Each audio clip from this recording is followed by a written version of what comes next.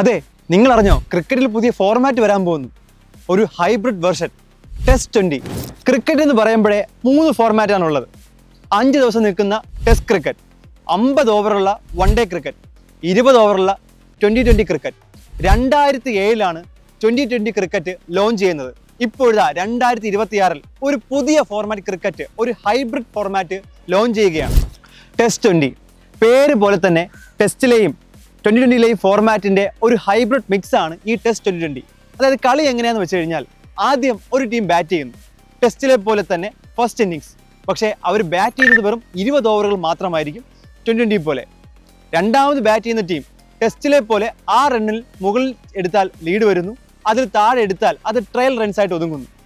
വീണ്ടും സെക്കൻഡ് ഇന്നിങ്സിൽ ബാറ്റ് ചെയ്യാൻ അവസരം, ആ ലീഡ് കവറപ്പ് ചെയ്യാൻ അവസരം. അങ്ങനെ ടെസ്റ്റിലെ പോലെ 2 ഇന്നിങ്സും 2020 പോലെ വെറും 20 ഓവറുകളുള്ള ഒരു പുതിയ ഫോർമാറ്റാണ് ടെസ്റ്റ് 2020.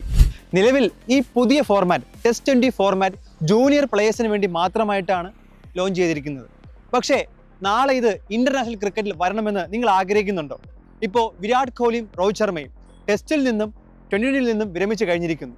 നാളെ ഈ ഫോർമാറ്റ് ഇന്റർനാഷണൽ ലെവലിൽ ലോഞ്ച് ചെയ്യപ്പെട്ടാൽ വിരാട് കോഹ്ലിയും രോഹിത് ശർമ്മയും ഈ ഫോർമാറ്റിൽ കളിക്കണമെന്ന് നിങ്ങൾ ആഗ്രഹിക്കുന്നുണ്ടോ? ഈ ഫോർമാറ്റിനെ പറ്റിയുള്ള നിങ്ങളുടെ അഭിപ്രായം എന്താണ്?